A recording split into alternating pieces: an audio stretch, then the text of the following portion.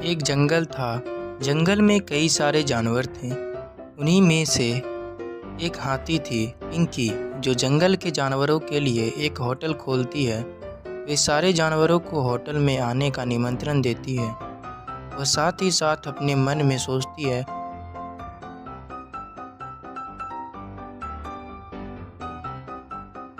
अरे वाह, ये सारे जानवर जैसे तैसे यहाँ आ जाएंगे, पर मुझे साथ ही साथ जंगल के राजा शेर को भी बुलाना होगा, तभी मेरा होटल बहुत ही अच्छे से चलेगा। यूँ सोचकर पिंकी राजा शेर के पास जाती है। प्रणाम महाराज, मैं इस जंगल में एक होटल खोल रही हूँ और मैं चाहती हूँ कि आप मेरे होटल पर जरूर आएं। क्या तुम मेरे जंगल में नया होटल खोला है? अरे वाह, क्या बात है। ठीक है, तुम जाओ, वक्त मिला तो मैं जरूर आऊँगा। अगले दिन पिंकी तरह तरह के भोजन बनाती है। उस जंगल के सारे जानवर पिंकी के बनाए भोजन को मज़े लेकर खाती है। तब लोमड़ी पिंकी से कहती है, तुम्हारे होटल में तो भोजन बहुत ही स्वादिष्ट है। सच में तुम्हारे हाथों में तो जादू ही जादू है। इतना स्वादिष्ट भोजन मैंने पहले कभी नहीं खाया। अब से मैं कहीं और भोजन के लिए जाऊंगी ही नहीं, तुम्हारे होटल पर ही आऊंगी। लोमड़ी पिंकी को कुछ इनाम देती है और वहाँ से चली जाती है। खरगोश और भालू को भी भोजन बहुत ही पसंद आता है। भालू पिंकी से कहता है, सच में पिंकी, तुम्हारे हाथों का भोजन तो बहुत ही स्वादिष्ट है। इतना स्वादिष्ट भोजन बनाना कहाँ से सीखा तुमने? यह कहकर भालू और खरगोश भी पिंकी को इनाम देते हैं। सब उसके तारीफ कर रहे थे, पर पिंकी के चेहरे पर थोड़ी सी भी खुशी नहीं थी। वो राजा शेर का इंतजार कर रही थी। यह देख खरगोश पिंकी से कहता है, क्या बात है दोस्त, तुम बिल्कुल भी खुश नहीं लग रही हो। किसी का इंतजार कर रहे हो क्या? तभी पिंकी कहती है, मैंने राजा शेर को बुलाया था। राजा शेर आते तो बात कुछ और ही होती। मैं उन्हीं का इंतजार कर रही हूँ। अच्छा, ये बात है, मैं उसी ओर जा रहा हूँ। मैं महाराज को बता दूंगा तुम उनका इंतजार कर रही हो। यह कहकर खरगोश वहाँ से निकलता है। रास्ते में खरगोश को शेर दिखाई देता है। प्रणाम महाराज, पिंकी आपका इंतजार कर रही हैं। उसने अपने होटल में बहुत ही स्वादिष्ट भोजन बनाया है, आपको वहाँ जाना चाहिए।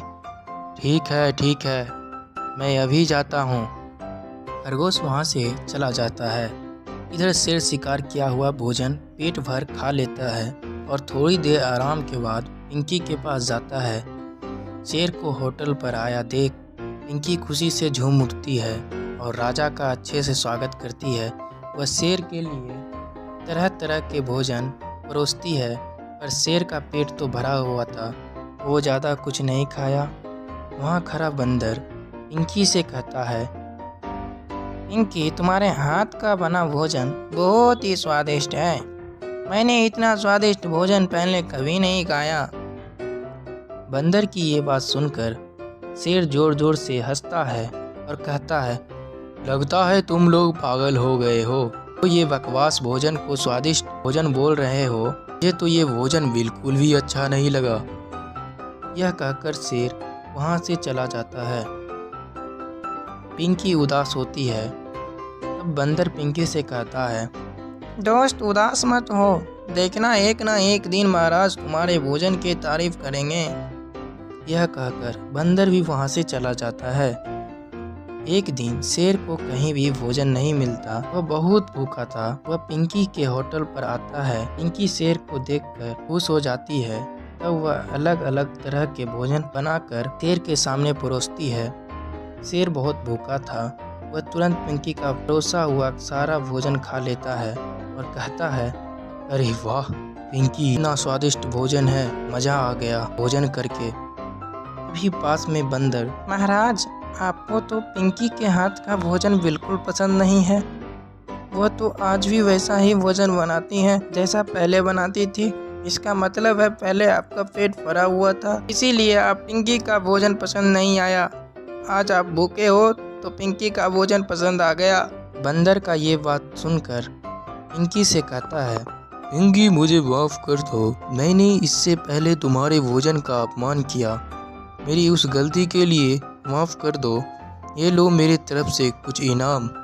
तुम्हारा बहुत बहुत शुक्रिया। आज से तुम्हारे ही होटल पर भोजन खाने आऊँगा। शेर पिंकी को इनाम देकर वहाँ से चला जाता है। पिंकी बहुत खुश होती है और खुशी खुशी से होटल अपना चलाती है।